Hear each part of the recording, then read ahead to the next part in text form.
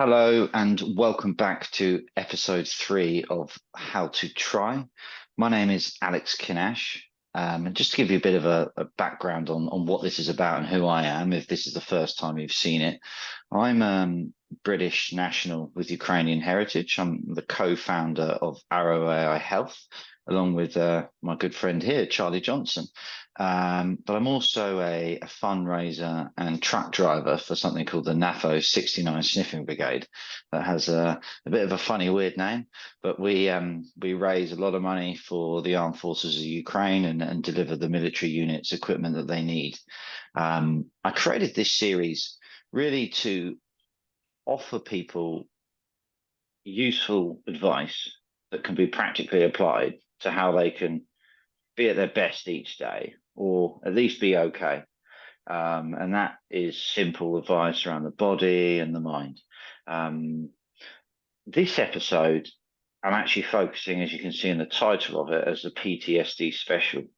Now, the reason why I'm doing that is because right now I've got a campaign specifically to raise money for the head of psychology for one of the units of the armed forces of Ukraine so that they can transport their psychotherapists around the front line and do consultations to people that need emergency mental health care.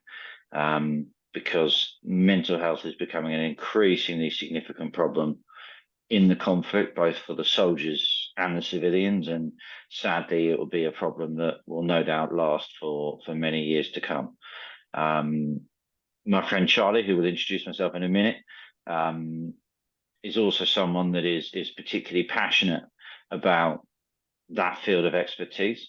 So we wanted to just get together today and have a bit of a chat about it as a subject area, and what can be done and how to raise awareness around it. So Charlie, thank you very much for joining me today. You're welcome. Good morning. If you want to just start, mate, by just explaining to everyone listening maybe who you are and what your background is in life. So thank you.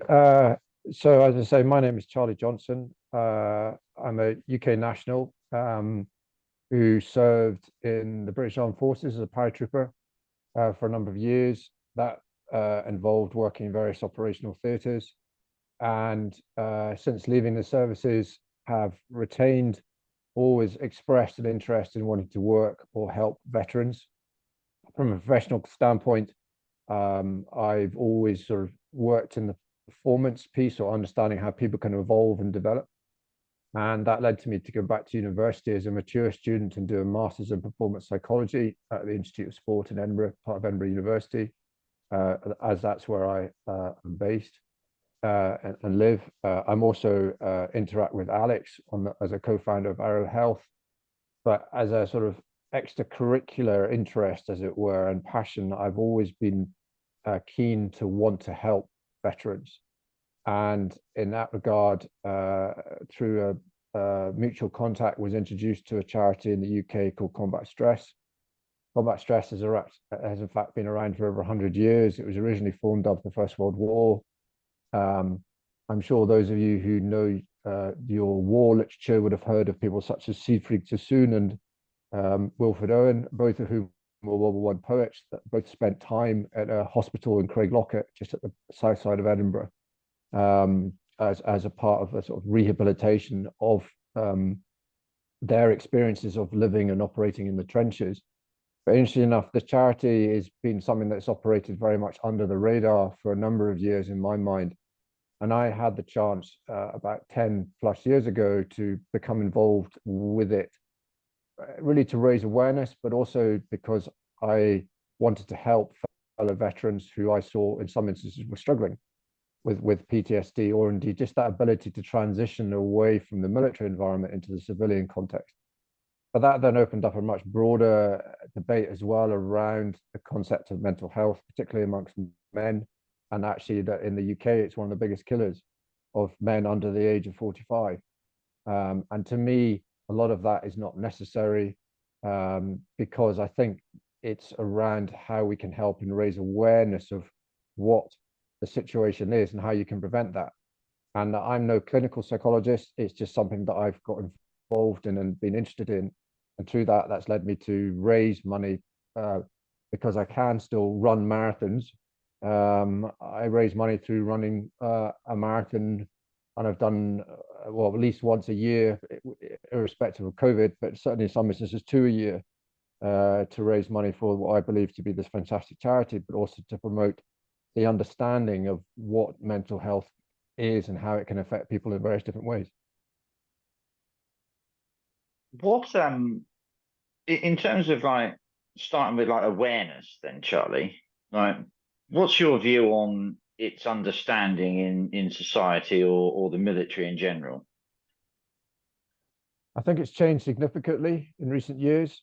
I think, I mean, if you look at the context of even just the evolution of how it has evolved, for example, since Second World War, the war generation was very much stiff upper lip and you got on with it. In recent times, particularly indeed post conflicts which have run for a long period of time. So, for example, Vietnam, or in the UK case, Northern Ireland, or indeed the Balkans, and then more recently Iraq and Afghanistan, there has been a much greater awareness amongst the military hierarchy in relation to what it is and how it can affect people. Problem is, and this is just the personal view, is that the infrastructure is not in place for them to be able to deal with people when they leave the services per se, because it doesn't necessarily get recognized. I mean, once you're in the military system in the UK, there are means where people can seek help. Post leaving the services, that's not so obvious, simply because of the fact that mental health and how it evolves isn't necessarily obvious in terms of its early stages. And until someone gets a clinical diagnosis, in some instances, dare I say it, they are considerably further down the track than they need to be. Can you give like so that as an example? So if you can, of course, like I've served in the army and then I've left, and then what starts to happen to me? Is there signs that start to occur that you've seen in people, even that you know or that you've been introduced to, where you can see, I think this person's developing a problem here? So even actually before that, I would suggest that it's not necessarily a mental health issue, but it's that sense of belonging. Hmm. So in someone in the services, they join at whatever age, and they join whichever service it is in whatever country it is. I mean, you mentioned about Ukraine at the moment. In that instance, sadly, there is a need because they're fighting for their country. In the UK and in Western democracies at the moment, individuals sign up because they want to serve, and it's a passion and interest to then do something for their country, which I believe is commendable. And I've done it myself. But however, when you then leave the services, there is a void. There is this chasm of all of a sudden of stepping out into civilian life, and people might express a curiosity or interest in terms of who you are and what you've done, but actually that's where it stops. And there's, for some instances, telling the war stories in a pub or whatever like that. Not that the people are bragging, but people are curious in terms of what people might have done, and the vast majority of veterans actually don't really want to talk about it. They'd rather just sort of move on and try and engross that they're sorry, adapt to their new opportunity. Problem is that sense of camaraderie and community is gone because you don't have that sense of collective focus of who you are and what you're doing, particularly when you've operated in high intensity environments for long periods of time, and or you mentioned earlier about the cat badge. Every person in the armed forces in the UK joins a particular unit, or they join a particular service, and they have that sense of identity and affinity with that. Now, there are some great organizations that exist within the UK, and I just use the UK as an example. I know in the States they have Veterans Affairs and stuff as well, but they can only go so far because they are a third party body. You've lost that direct interaction with your colleagues and friends who you might spend a considerable period of time, for example, in a foxhole or on patrols in remote areas, or doing some kind of challenging training course that means that you're pushing yourself to the nth degree and then just have to keep going. But you do it as a collective, as individual, not necessarily just as individuals. Walking out into Civvy Street, you don't have that. And equally, I think the other thing to consider, sorry, just to sort of follow on from that, is that war nowadays is multidimensional. The concept of disappearing off to somewhere and then coming back into the UK is not necessarily the case because it's beamed into our homes every day. It's on YouTube. And in the case of Ukraine at the moment, it's on people's doorsteps quite literally because of the air raid. So you can't escape from it in that regard to have that point of decompression. But equally, what that does is it means it makes it very challenging for someone to adjust. I think you've touched on a couple of points there that we can talk about, but in terms of just that belonging and purpose of serving your country in your country's forces, and then what next is my life about? My experience of going to Ukraine now is that, there are a number of people from that used to serve in the British Armed Forces or the Australian or even the US and Canadian forces who have seemingly found a renewed purpose in Ukraine, be it signed up as Foreign Legion fighters, and actually serving in the army again, or having a real purpose to apply their expertise and skills in training the Ukrainians to be able to fight their best, be it, or even combat medics and training, life critical skills on like how to apply a tourniquet and things like that. And I think, that seems to be in this instance, maybe that's a good thing for them, right? That they really can see how they can help people, because the situation in Ukraine is, it's not the luxury, obviously, of the British Armed Forces, where people like yourself, for example, have selflessly elected to go and serve duty for king and country. In this instance now, these are people that are being forcibly mobilized to go and fight, and they need the best possible help from experts to get them as ready as they possibly can be. So, to me, that feels like that these people are doing a great thing in being able to apply those skills in a new environment. Yeah, I mean, one thing that the services teaches you is the ability to adapt and evolve, and then sort of pause, pivot, and go again, as it were, in a different context. And certainly, I know of a number of individuals that have chosen to do that. And in vast majority of those instances, it's from a humanitarian point of view rather than necessarily from a war fighting capability, because there is desire, and it's similar to people who are of a medical profession that, for example, will go and work in theatre or go and work in Africa or somewhere where there's been a serious conflict, where they can help with limb amputees, or they can help with people that have suffered, need plastic surgery or so forth. And that is a great way of uh, continuing that dynamic in relation to how somebody can feel that they are serving. But equally, that is probably a quite small portion of those who have served who can continue on that basis, because they still have, as someone described to me recently, fuel in the tank to want to go and do that.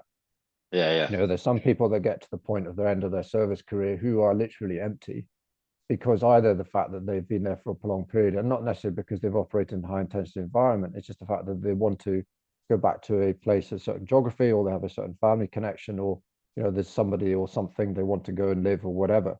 And they turn up in a town or city or country or wherever it is, and then suddenly it's sort of like, well, I'm here now, what next? And in that respect, it's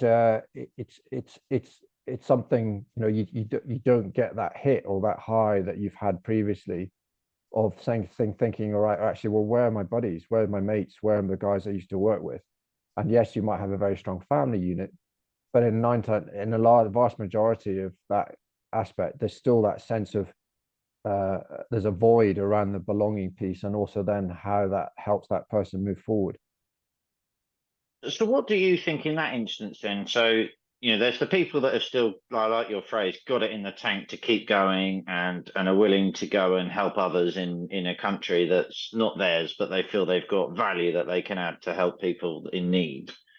But there's then the larger proportion that have served their duty and are now back in civvy life. Uh, Yeah.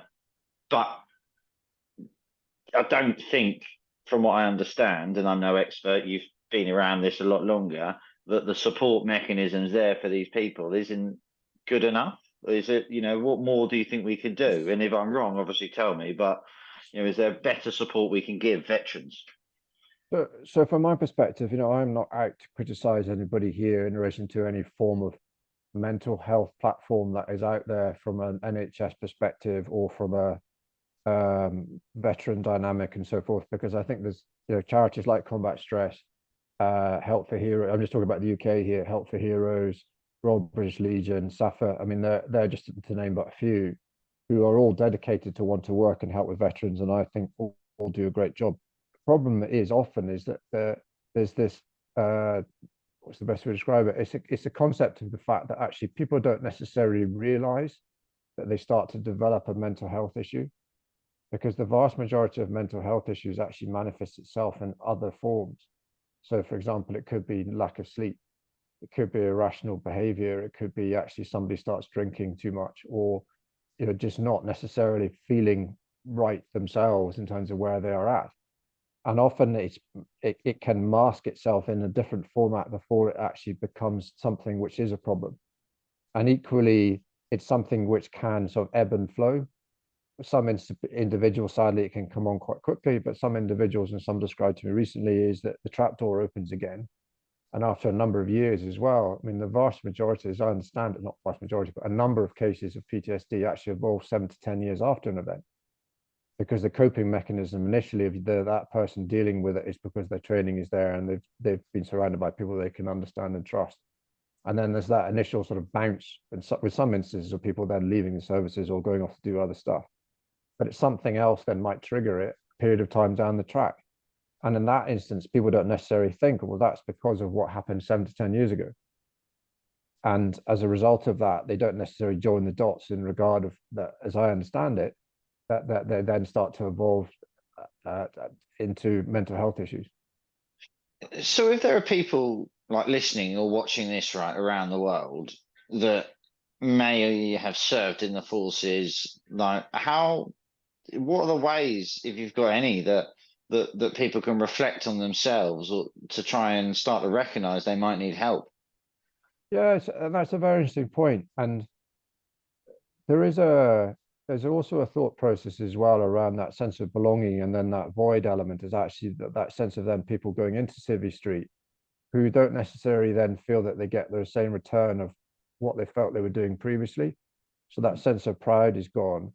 And in that result, and this is only just all this I have to say is not clinical. It's all just from my experience of seeing people in the last few years, particularly on the back of Afghanistan. Sure. And in relation to that, it's the fact that actually they come into Civvy Street and they get a perfectly good job, or but they just don't settle because actually they don't have that same sense of pride, the sense that they feel that they've lost something, and that starts to eat away at them. And particularly actually more, well, in fact, with all ranks. And this is the reason why some individuals sadly then become homeless. A lot of veterans in the UK, sorry, a lot of homeless people in the UK sadly are veterans. And you often see saying, "I'm ex-soldier, please help me."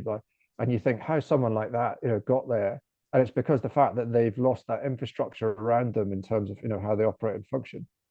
So it's something which is but then you see it in the broader corporate world as well. Sadly, I know of individuals in recent times who are no longer with us, and people are sort of going, well, how did that happen? Where's that come from? That was a very successful person that had a loving family. So it's a very curious and strange problem with mental health, which people I think are more aware of, but equally at the same time, people don't necessarily become aware that they may have an issue, if that makes sense. Yeah, it does make sense. And like you said, you're right. You're not a clinical psychologist. You're not getting referrals for people to diagnose PTSD or anything like that. But Yeah. just so perhaps so people can understand a bit more on myself, right? Because I'm interested, without specific, any detail. But you speak to people that have served in the army and now have left and try and Yeah, help them. so Is that what you do? so so one of the other charity I was involved in that does exactly that as well, which helps veterans transition out from the services. And I was a trustee of that charity for 10 years as well. And but also, if I take a step back from that, not necessarily from the charitable sector, is one of the things I think the military offers is that sense I mentioned earlier about the sense of camaraderie. That never leaves you. Although people feel that the infrastructure sort of disappears because of the fact that you're not necessarily serving with a unit in close proximity with each other over a period of time. Actually, that sense of collective never goes. It never goes. You just need to reconnect with it again. We have an expression in the parachute organization or regiment, whatever we used to call it. It's all about the airborne brotherhood. And anybody, anywhere, in any part of the world who's been a paratrooper is part of the airborne brotherhood, whether that be deuxième rep in the French Royal Legion, the US 82nd Airborne Division, the Fallschirmjäger of Germany, whoever that might be. And you have that sense of collective sense of that you were a paratrooper, and therefore there's an understanding and respect across the piece. Equally, I have respect for all members of the armed services, whatever background or profile, but that sense of collective is always there. And I think one of the biggest bonuses in recent years of social media and communication is the fact you can reach out to people digitally and you can reconnect with people. Only literally this week, I got a WhatsApp message from a mate of mine who I'd not spoken to for a year, who just literally said, "Hi, mate, I'm back on the radar. How are you? Let's have a chat. Let's catch up." And he had been working overseas. And you can do that now. And I think for anybody in any context, in any environment, that is the critical first step with anybody who just feels that something is not right or they're just struggling a bit. Now, if they have a strong family unit, brilliant, then talk to your spouse, partner, whoever that might be, mum, dad. But if you don't, think about that collective. Think about, and this is the conversation I've had with a few people in recent times, that organization you're part of will be with you until you end, you move on, you pass away. So let's ensure that actually that length of time that you have, live it, enjoy it, look for the opportunities, as it were. Do you think people can find that again in a different context outside of the military, that belonging and purpose, in a new form, be it around a social environment or a new type of business or something like that? Yeah, no, definitely it can do. And in some instances, I know veterans that have gone to work in the third sector, which is the sort of not-for-profit, and find that very fulfilling. There are individuals I know, for example, that go off to be paramedics in the NHS or go and become police officers. There are individuals that may be very passionate about the environment that go off to be mountain guides and live in the mountains and take people up hills or whatever. So yes, you can, but I still think there's and obviously speaking from a bias perspective, that services dynamic is unique. Yeah. Is definitely unique, and it never leaves people. Some people choose not to. Some people choose not to. So, for example, I never want going to regimental associations or having joined, to get together. But I have a WhatsApp message with some ex-colleagues that we do try and get together, on a much more informal basis. And you just shoot the breeze and you just pick up like you did from where you were 15 years ago, and you just talk. It's sort of like not cryptic, but it's just military speak, as it were. And anyone who's standing there doesn't got a clue what you're talking about. But actually, you just pick up of it and you go, what's happened to such and such, and where's he, and what happened to they, what do they do, and what are they up to, and all this kind of stuff. And actually, that is a brilliant way of just saying to the people there that there might be one person in that room that might be slightly struggling. Actually, just reminding them that there are people out there that are interested in you and are interested in how they might help you and look after you. I was going to say that as a question next, really, was that, if there are veterans that might watch this or, be it in the UK or anywhere around the world, right? And they might be struggling. Maybe they don't even know it yet. Maybe they're just a bit unhappy, or maybe they do realize they're struggling and they don't know what to do about it. Like what simple non-clinical advice would you offer them? So I would suggest two things. First of one is what I would call internal, and the second one I would say external. So the first one is internal. From a services perspective, in terms of people and how they were trained, they are offered the opportunity they have the opportunity to evolve within their military career. And often that is a case of actually then setting a goal to be able to get to a certain point. Now, the military actually train you to get there, as it were. Civvy Street is different because you have to self-motivate to want to do that. But from that perspective, think about a challenge that you could do, whether that's mental or physical, that could actually just stimulate a thought process of achievement. It doesn't need to be go and run a marathon. It could be something very simple. And if somebody, for example, may have been a veteran that may have been injured physically, then actually that doesn't necessarily need to be again that you need to go and try and go and be a Paralympian or whatever. But actually just try a different challenge, try something new. So, for example, in COVID, I took up open water swimming in the sea, and living in Scotland, that's quite challenging Quite because it's cold, pretty I cold. Yeah, yeah. imagine. But actually, it's very rewarding. But equally, then from an external perspective, so think of it from that regard. Then from an external perspective, think about what can I do to maybe reconnect with somebody that I haven't encountered or seen for a while. Think about that dynamic of actually thinking about, or should going to look at something that might be interesting in terms of a new opportunity. And in that regard, it gives and again, that doesn't need to be something that is high intensity. It could be something that's very different. But actually, if there's a military connection or veterans connection in there, if there is a forces dynamic, or if it's someone that just wants to try something new or engage with something, then go and give that a go as well. What I'm saying is, though, don't equally try and then become a busy fool to keep yourself busy, as it were. There's an expression in high performance sports called marginal gain. And actually, what you're looking to do is actually just tweak the dial a little bit to start with and see where that goes. And if that works, then you go a bit more. Don't try and do something that's impossible that either you lose interest in or it's not achievable. And be realistic in terms of how you think you might be able to get there. And then start to talk to people about it. This is what I'm now doing. And everyone goes, oh, that's brilliant. That's really interesting. Or you're an absolute nutter. Why are you doing that in relation to, going in the sea and freezing? But actually, in that opportunity, it's the case of actually if someone goes, well, actually, I've started taking cold showers, or, and then all of a sudden you start talking to like-minded individuals that think, well, actually, this is a good idea. And you think, well, actually, that is a good idea.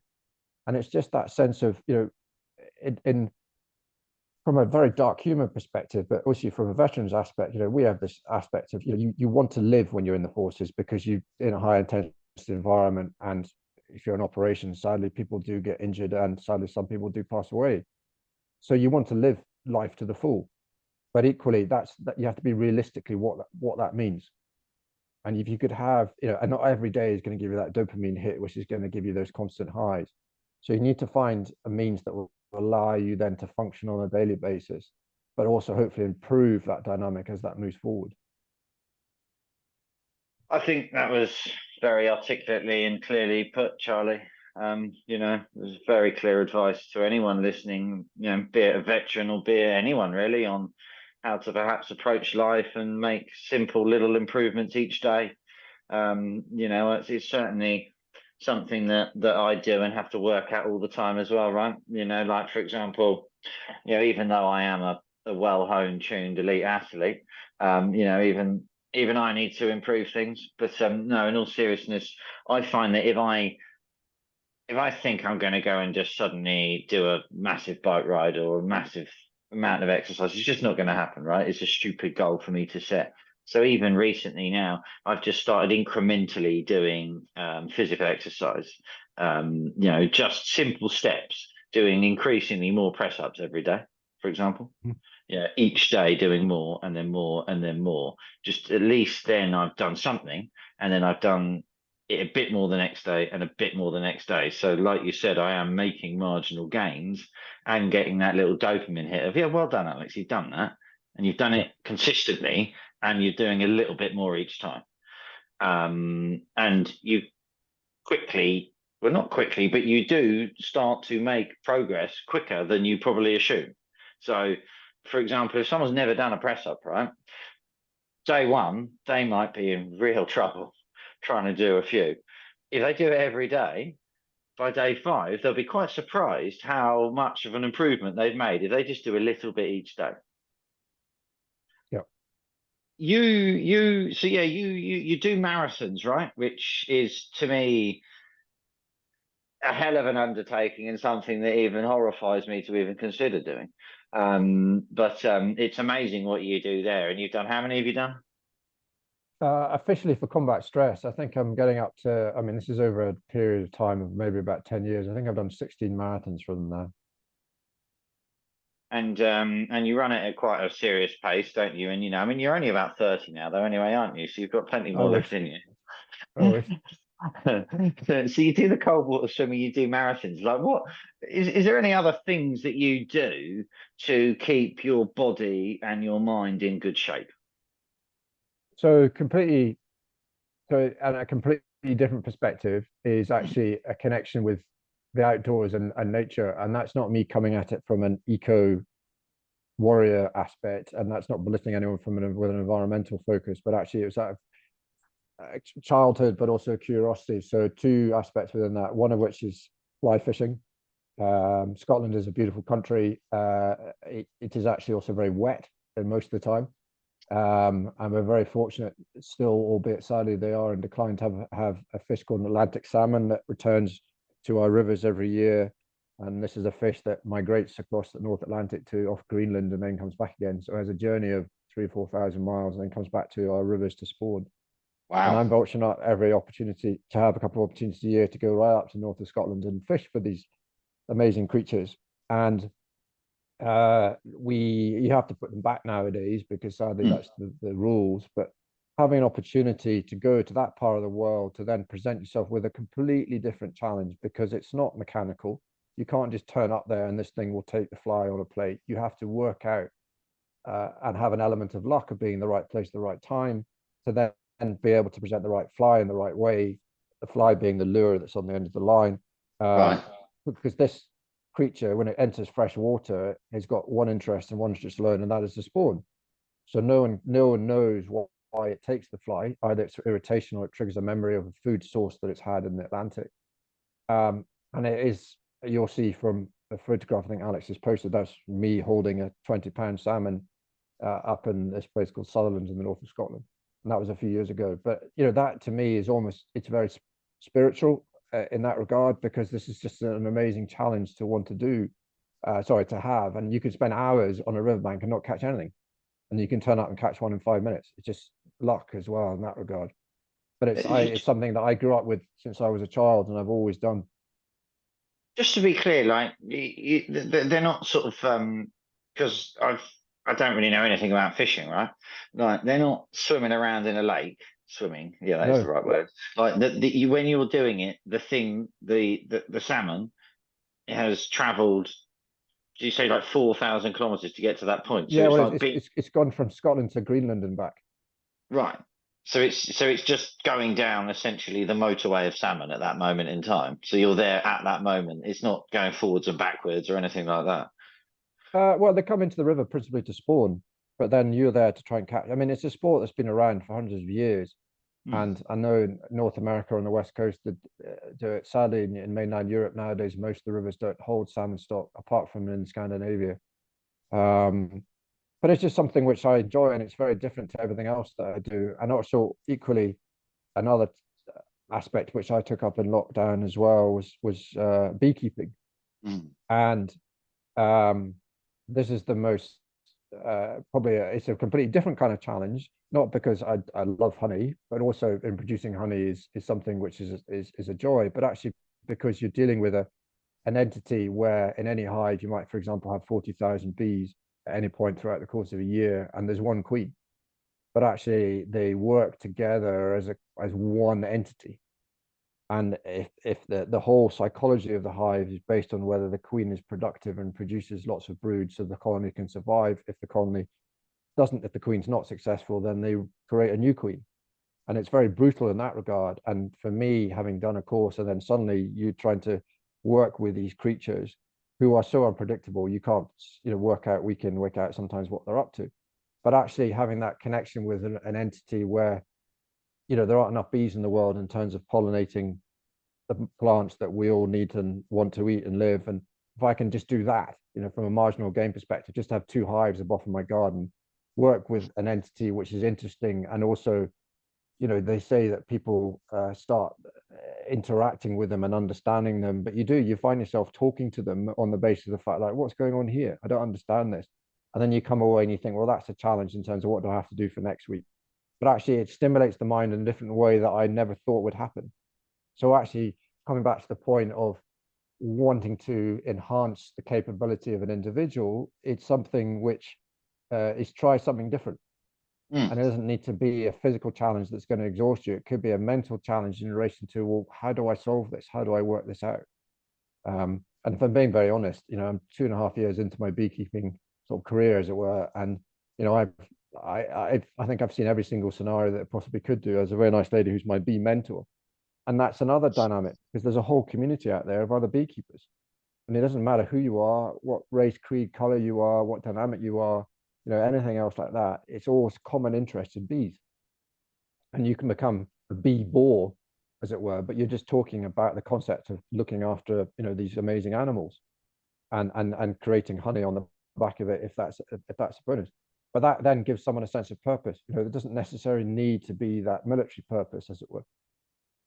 I think that's it, isn't it? I think you've got common purpose and probably shared values amongst the people, be that with your fellow soldiers at war, be it amongst your fellow beekeepers, or even in that fishing environment, in the fishing community, where I'm sure Yeah. you do that with your friends and family, and perhaps even ex-veterans. Well, yeah, very much so. And fishing in all forms, so not just fly fishing, as I understand it, is the largest participant sport in the UK. However, the vast majority of it is solitary because people are, either sitting beside a lake trying to catch whatever it is, carp, or they're on a river somewhere. But then Yeah. there is that community beyond that. So you're not necessarily doing it with someone per se, unless you're sitting in a boat, for example. But then there's, I mean, look at using this channel, YouTube, there's whole swathes of communities out there of people that are whatever form of fishing and beekeeping as well, where people can interact and discuss and talk. So again, I suppose coming back to our original comment about that sense of belonging, don't just think that has to be a military dynamic. It can be something completely different. And that in itself can help you with that purpose and that evolution of how you can be the best you can be in any given day, as it were. Because then you can take from that and say, okay, that's really interesting. How can I work better, or how can I improve my interaction with my kids? Or, that's the thing to think about in that regard. I think that's really brilliant advice, Charlie, and very well put, my friend. I mean, just I'll ask you one like final sort of question, and you can wrap up with any final thoughts if you like. But you've talked a lot about belonging, find a community to be a part of, something that makes you feel like you've got a purpose again. And and in the instances that you've given, which I think are great ones, they're taking you outdoors as well into the natural environment. Some of them involve exercise, so you're getting that natural rush as well of actually exercising your body. Do you do you eat in a certain way as well? Do you look after your nutrition, and do you think that has an impact on your mind and how you feel each day? Um, I would say I like a beer like the next person. So I don't. I think. I think there has to be just. I would probably frame that on the sense of balance Yeah, perspective. Um, one of the things I know about the veteran community in particular was that a lot of people are big, heavy drinkers. mm, And that's also because the people either seek solace in it or because of that sense of community. If they do have it, they tend to meet up and drink a lot. For me, I've never been a drinker. Not I enjoy. I mean, I used to play a lot of rugby as well, and there was that sense of drinking connected to that, and also when I was serving. But I'm in my early 50s now, but I'm the same weight as I was when I was 18. So I'm still, my fighting weight, if I call it as such. And that's not because I lead a monastic lifestyle. It's just a question of a sense of balance and proportionality. And so I eat well, but I don't eat. Uh, I'm not massively conscious of everything that I eat, if that makes sense. So I just yeah, try and yeah. eat a balanced diet. But I don't try any food groups, as it were, more so than anything else. You don't look a day over 49, mate. If you kept yourself in great shape. Um, I think you've been a brilliant person to have on this show with a great insight from experiences of people you've met and how to help veterans find a new path after they serve their country. So I thank you for Not at all. giving your view and offering the advice. And I'm sure everyone watching will not just comment Yeah, on the video, but also would be cheering you on for the work that you do for combat stress and raising money for veterans of the UK Armed Forces. So, well done, mate. yeah, and I would just, as a sort of sign off, if it's okay with you, I would just like to say that Please. those who might be feeling a bit low, or those who might be struggling a bit, is please don't give up. There is always somebody out there that is willing to help you. Although it may not feel like at this point in time, please try and look and help, seek that advice, even if that is, or that connection, even if it's on a digital basis rather than a face to face. Because when you're gone, you're gone, and a lot of people, and the big challenge that we as a collective, the mates that I've had, and sadly those that I know more, is it's always the question of why that didn't need to happen. So there's always somebody there that's happy to talk. That's all I would sort of sign off with.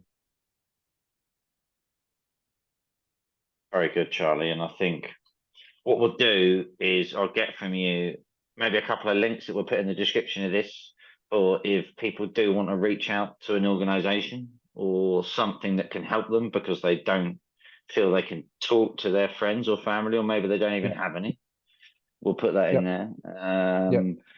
And thank you everyone for listening to this.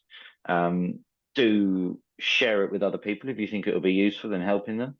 And do help out with the campaign that I've got going now to support psychologists who are helping soldiers with very real mental conditions right at the front of the Ukraine war as it's happening. Charlie, thank you very much for coming on the show. No, it's all Uh, pleasure. I've been Alex Kinash. This has been How to Try episode 3, and there'll be more of this coming soon. So like it, share it, and let us know in the comments if it's been useful to you or people that you know.